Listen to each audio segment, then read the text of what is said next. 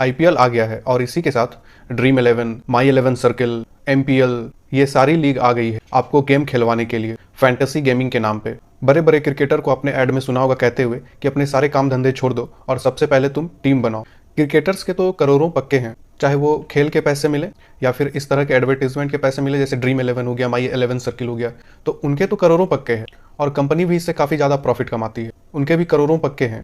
Company तो क्या है कि मार्केटिंग पे इतना ज़्यादा पैसा खर्च करती है और फिर वो आप ही लोगों से वसूल करती है। बीसीसीआई भी करोड़ों कमा रही है और टीम के मालिक भी करोड़ों में कमा रहे हैं। लेकिन ये जो यूथ है, ये जो युवा हैं और कई बच्चे हैं, कई इकोनॉमिक रूप से कमज़ोर लोग हैं जो कि इस फैंटेसी गेमिंग को खेलते हैं, इसमें पैसे लगाते हैं, इन सब ने अपनी आंखें बंद कर रखी है। आए दिन अखबार में ये खबर आती है कि इन बेटिंग ऐप के वजह से, इस फैंटेसी गेमिंग के वजह से ये कर्जे में डूब गया, इसको जुए की लत लग गई। इस तरह की खबरें अब आम होती जा रही हैं। कई लोग तो सुसाइड कर लेते हैं क्योंकि वो इतने ज़्यादा कर्जे में चले जाते हैं कि फिर वो उससे पे नहीं कर सकते हैं। जितने भी लोग ये वीडियो देख रहे हैं वो लोग नोटिस कीजिएगा कि आप लोगों के आसपास भी कई लोग इस फैंटेसी लीग में पार्टिसिपेट करते होंगे, चाहे वो ड्रीम 11 हो, माई 11 सर्किल हो, एमपीएल हो, या अलग अलग तरीके के कई ऐप आ चुके हैं जो कि फैंटेसी गेमिंग के नाम पे लोगों को इस चीज़ का आदत लगवाते हैं और इसी वजह से वो काफ़ी ज़्यादा कर्ज में डूब जाते हैं और कई लोग तो ज़िंदगी भी गवा बैठते हैं इस वजह से। लेकिन ये यूथ बर्बाद कैसे हो रहा है, आखिर ये युवा जो है वो कैसे बर्बाद हो रहे हैं? आइए जानते हैं।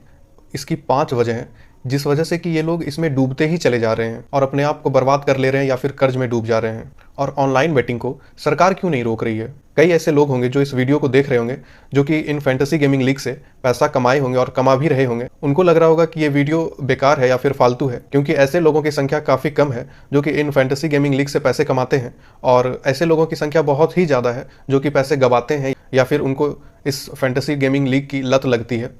और इसी वजह से इस वीडियो को बनाना बहुत ही ज़्यादा इंपॉर्टेंट था और इसीलिए मैं इस वीडियो को बना रहा हूँ। अभी हम लोग मोहित नाम के एक आर्मी में काम करने वाले आदमी के एग्जाम्पल देखेंगे जो कि आर्मी में काम करते थे। दूर दराज के एरिया में पोस्टिंग थी उनकी और उनका काफ़ी समय अकेला बीतता था और किसी ने उसे एडवाइस किया कि ड्रीम 11 नाम से एक ऐप आया है जिसपे कि टीम बनाई जाती है और टीम बना के पैसे कमाए जा सकते हैं और ये गेमिंग बस 50 रुपए से स्टार्ट हो जाएगा और 1 करोड़ या 2 करोड़ रुपए आराम से जीत सकते हो। और ये जो बात 50-100 रुपए से स्टार्ट हुई थी, धीरे धीरे ये बात हज़ारों रुपए में चली गई और जिस दिन गेम नहीं होता उस दिन इनका मन ही नहीं लगता, क्योंकि इनको आदत पड़ गई थी टीम बनाने की। अगर जीत गए तो और कमाने की चाहत होती थी और अगर हार गए तो जो भी पैसे हारे हैं उसको रिकवर करने की चाहत होती थी, चाहे वो नेक्स्ट गेम में हो। और ये बात 50-100 से पहुंच गई हज़ारों पे और हज़ारों से पहुंच गई ये लाखों में और इनकी ज़िंदगी भर की सेविंग खत्म हो चुकी थी। उसके बाद इतना ही नहीं, ये क्रेडिट कार्ड लिए और उसके बाद उसके ऊपर भी इन्होंने लोन चढ़ा लिया और टोटल कुछ ही सालों में इनका कर्ज बढ़ते बढ़ते टोटल 35 लाख रुपए का हो चुका था, बस इसी फैंटेसी गेमिंग की वजह से।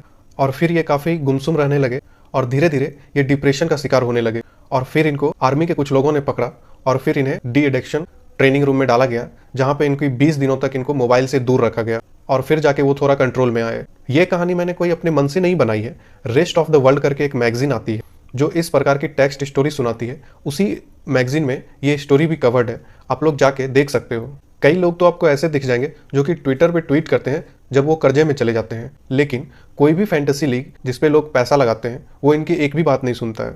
कई लोगों का कर्ज लाखों में चला गया है, कई मिडिल क्लास लोग या फिर लोअर मिडिल क्लास लोग, ये लोग काफ़ी ज़्यादा पैसे लॉस कर जाते हैं और फिर काफ़ी भारी कर्ज इनके ऊपर हो जाता है और इतना कर्ज कि ये उसे चुका भी नहीं सकते हैं। अगर आप इस तरह की ट्वीट को सर्च करेंगे गूगल पर तो इस तरह के काफ़ी ज़्यादा हज़ारों ट्वीट्स आपको मिल जाएंगे जिसमें कि लोग कर्ज में चले जाते हैं और फिर ट्विटर पे ट्वीट करते हैं। आप में से भी कोई व्यक्ति है जिसने खुद ने या फिर आपके नज़र में कोई व्यक्ति है जो ड्रीम 11, माई 11 सर्किल, एमपीएल या फिर इस तरह के जो भी बेटिंग ऐप्स हैं उसके चक्कर में कर्जे में आ गया हो या फिर उनकी सेविंग्स खत्म हो गई हो या फिर वो नुकसान में है या फिर वो उसकी लत में है, तो मुझे कमेंट बॉक्स में अपनी कहानी जरूर बताइएगा।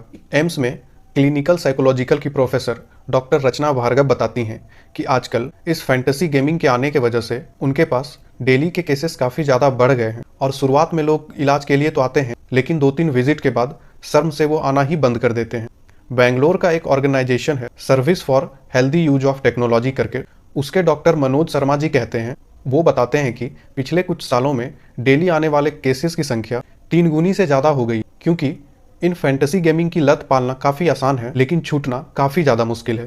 और जितने केस उनके पास आते हैं उनसे कई गुना ज़्यादा केस ऐसे हैं जिनको कि पता ही नहीं है कि उनको इस चीज़ की लत लग गई है और वो आ ही नहीं रहे हैं। 5 ऐसे रीजन्स हैं जिसकी वजह से आज के युवा इसके अंदर घुसता ही चला जा रहा है। सबसे पहला है कि एंट्री बैरियर जो है वो काफ़ी ज़्यादा लो है, मतलब कि कोई भी इसमें एंट्री ले सकता है। इसके लिए बस आपको चाहिए एक मोबाइल और उसमें इंटरनेट और बस 50 रुपए, बस हो गया शुरू। और सेकेंड रीजन है एक्सेसिव मार्केटिंग। इंडिया में देखा जाए तो क्रिकेट को लोग धर्म की तरह मानते हैं और क्रिकेटर्स को लोग भगवान की तरह देखते हैं। ऐसे ही टॉप क्रिकेटर आके आपको दिन में 50 बार टीवी पे ये बोलेंगे, अपना सारा काम धंधा छोड़कर सबसे पहले आप टीम बना लो, अपना सारा काम धंधा छोड़कर सबसे पहले आप टीम बना लो। तो आदमी क्या करेगा? इस फैंटेसी गेमिंग का सबसे पहला जो यूनिकॉर्न था उसका रेवेन्यू है लगभग 4000 करोड़ के आसपास, जिन्होंने कि 2200 करोड़ रुपए बस एडवर्टीजमेंट में खर्च कर दिए, जो कि होता है 6 करोड़ पर डे, अगर हम इसे 365 से कैलकुलेट करें तो। लेकिन ये जो खर्च करते हैं वो ज़्यादातर पैसे इन्हीं आईपीएल के दौरान खर्च करते हैं, जो कि 60 दिनों के भीतर होता है। मतलब अगर उस हिसाब से देखा जाए तो एक दिन में 10-10 करोड़ रुपए का ऐड चलवाते हैं बस। और ये भी ऐड करवाते हैं टॉप क्रिकेटर से, जिसको आप सबसे ज़्यादा पसंद करते हो, और वो आके जब बोलते हैं कि टीम बनाओ तो यूथ तो बना ही लेगा।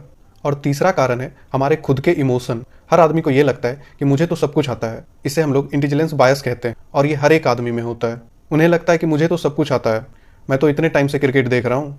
आप लोगों ने ये नोटिस किया होगा, ये हम इंडियंस में होता है कि सचिन भी अगर बैटिंग कर रहा है तो उन्हें ये बताने लग जाते हैं कि अरे यार ऐसे थोड़ी मारना था, इस बॉल को तो इस तरह से मारना था, इसे यहाँ क्यों मार दिया, इसे तो टेढ़ा मारना था। हर आदमी को ये लगता है कि मुझे सब कुछ पता है, और हर आदमी को लगता है कि मैं सब कुछ जानता हूँ, मुझे सब पता है। तो लोग बायस हो जाते हैं, और जब उन्हें लगता है कि अरे इसने 100 रुपये जीता, फिर तो उन्हें लगता है कि मैं तो 500 रुपये ही जीत जाऊंगा, इससे तो ज़्यादा ही इंटेलिजेंट हूँ, और उसी चक्कर में कई लोग इसके अंदर आ जाते हैं।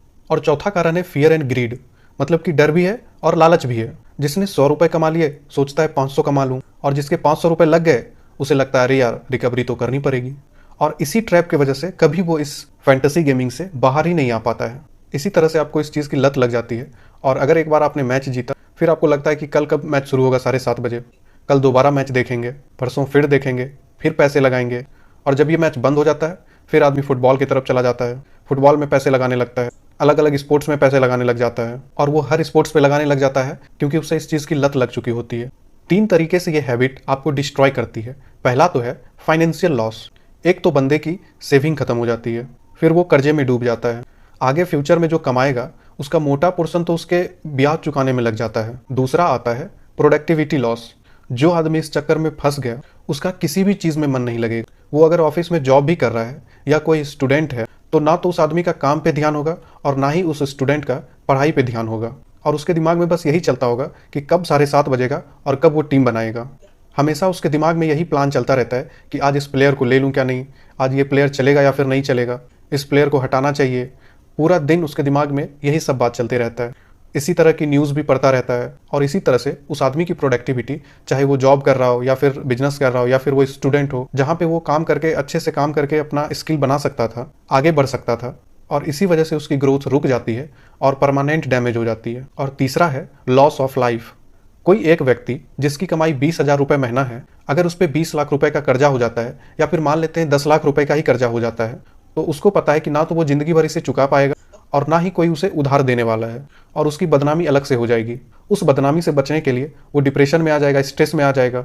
कई ऐसे मामले में आदमी सुसाइड भी कर लेता है। पहले ये बातें कभी कभी होती थी, लेकिन आज के समय में हर दूसरे दिन की ये कहानी है। अब इतना सब कुछ गलत हो रहा है तो ये कंपनी बंद क्यों नहीं हो जाती? ये फैंटेसी गेमिंग कंपनी पर रोक क्यों नहीं लगाया जाता है? क्योंकि यहाँ पैसे की बात है।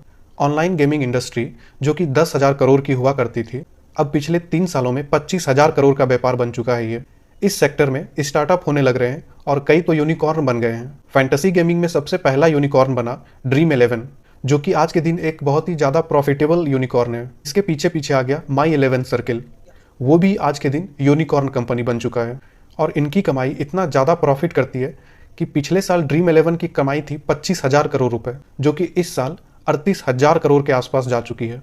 और ये ऑफिशियली बताते हैं कि हमारे साथ 160 मिलियन यूजर्स बैठ के गेम खेलते हैं, मतलब कि 16 करोड़ लोग इनके साथ जुड़ के गेम खेलते हैं। अब बात आती है कि आखिर कोर्ट क्या कर रही है। कोर्ट के अकॉर्डिंग देखा जाए तो जितने भी तरह की बेटिंग्स हैं वो इलीगल है इंडिया में, लेकिन जब फैंटेसी गेमिंग बोल देते हैं तो बात पलट जाती है। उसको लेकर कोई क्लियर रेगुलेशन नहीं है, तो उसको लेकर ये कहा जाता है कि ये गेम ऑफ चांस थोड़ी है, ये तो गेम ऑफ स्किल है। आपको तो ये देखना पड़ता है कि कौन से पिच पे मैच हो रहा है, कौन सा खिलाड़ी है, किसे चूज़ करना चाहिए, किसे चूज़ नहीं करना चाहिए। इतना स्किल लगा के टीम बनाते हैं, इसीलिए ये चांस की बात नहीं है, ये स्किल की बात है। इसीलिए ये सट्टा थोड़ी है, ये जुआ नहीं है, ये स्किल से बनाया हुआ टीम है। बीच में एक हाईकोर्ट ने इसे बैन भी कर दिया था, लेकिन सुप्रीम कोर्ट ने उसका डिसीजन बदल दिया और इसे लीगल करार दे दिया। फैंटेसी गेमिंग को अलाउ करना है या फिर नहीं करना है, ये स्टेट का मैटर है। कई स्टेट्स ऐसे हैं इंडिया में जिन्होंने अभी भी इस पर बैन लगा के रखा हुआ है, जैसे तेलंगाना है, असम है, उड़ीसा है, आंध्र प्रदेश है, सिक्किम है। यहाँ पर फैंटेसी गेमिंग पर भी बैन लगा हुआ है। जब इस जुए की लत और सुसाइड के कई मामले आने लगे तो इन फैंटेसी गेमिंग कंपनियों ने कहा कुछ तो करना पड़ेगा, नहीं तो आज या तो कल हमारे ऊपर एक्शन हो सकता है। तो इन्होंने ऐसा किया कि एक बोर्ड बना लिया, federation of Indian fantasy sports, FIFS। इसका काम क्या है कि ये फैंटेसी गेमिंग को प्रमोट करेगा या फैंटेसी गेमिंग के थ्रू कोई गलत काम नहीं हो उस पर ध्यान रखेगा। और इसका हेड कौन है? आपको जानकर हैरानी होगी कि इसका हेड ड्रीम 11 है। मतलब कि दूध की रखवाली बिल्ली को दे दी गई है। जब इस तरह की घटनाएं बढ़ने लगी तो इनकी तरफ से एक बयान आया, तो इन्होंने कहा कि हम तो 18 साल से कम एज के लोगों को अलाउ ही नहीं करते। इनका कहना था कि 18 साल से नीचे के लोगों को तो हम आने ही नहीं देते, और जिस स्टेट में ये बैन है उस स्टेट के आदमी को भी हम नहीं खेलने देते। तो इसके लिए मैंने ड्रीम 11 डाउनलोड किया और देखा कि इनका क्राइटेरिया आखिर कैसे फॉलो होता है। तो उसमें ज़्यादा कुछ नहीं करना है, बस एक टिक लगाना है जिसमें कि ये लिखा रहता है कि आप 18+ हो, ये कंफर्म करते हो। तो यानी कि अगर कोई 12 साल का बच्चा भी उसे टिक करता है तो वो इसमें एंटर कर सकता है। तो फिर इनका कहना था कि ये आधार कार्ड को वेरीफाई करते हैं। एक 16 साल का बच्चा या फिर 15 साल का बच्चा अपने पेरेंट्स का आधार कार्ड लेके उसमें लगा सकता है। तो आप तो ये देख नहीं रहे हो। अब बात आती है कंक्लूजन पे, तो आखिर करना क्या चाहिए? मैं कहना चाहता हूँ कि IPL एक खेल है जिसमें क्रिकेटर करोड़ों रुपए कमाते हैं, उसको कमाने दो। टीम ऑनर जो हैं वो भी करोड़ों रुपए कमाते हैं, उसको भी आप कमाने दो। एडवर्टाइजर भी काफ़ी ज़्यादा पैसे कमाते हैं, उनको भी आप कमाने दो। ये आपका खेल नहीं है, आप बस इसको देखो, इंजॉय करो, खुश रहो और अगले दिन जाकर अपने काम पर ध्यान दो। चाहे आप जॉब कर रहे हो या फिर आप स्टूडेंट हो, तो जो भी आपका काम है उसमें आप अपना 100% दो। आप वो गेम मत खेलो जिसमें और कोई मास्टर है। आपने अक्सर सुना होगा कि इस प्रकार के गेम्स में खेलने वाला अक्सर हारता है और खिलाने वाला हमेशा जीतता है।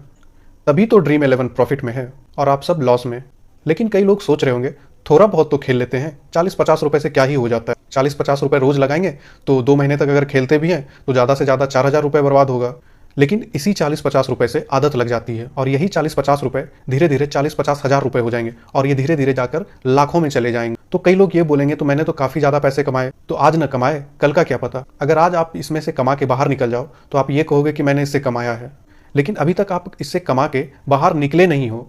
आप चाहे कितना भी कमा लो, आप अगली बाजी में फिर दाव पे लगाओगे। तो मेरा एडवाइस तो बस इतना है कि IPL एक गेम है जिसे बस देखो और एंजॉय करो। आपको वही खेलना है जिसके आप मास्टर हो, जिस फील्ड में आप हो, आपको उस चीज़ पे खेलना है। अगर ये वीडियो आप तक पहुंची और अगर आपको लगता है कि ये वीडियो और कई लोगों को देखना चाहिए, तो आप प्लीज़ इस वीडियो को शेयर करो, और मेनली तो उन तक शेयर करो जो इस तरह के फैंटेसी गेमिंग में फंस रहे हैं या फिर फंस चुके हैं, ताकि उनको भी कुछ हेल्प मिल सके।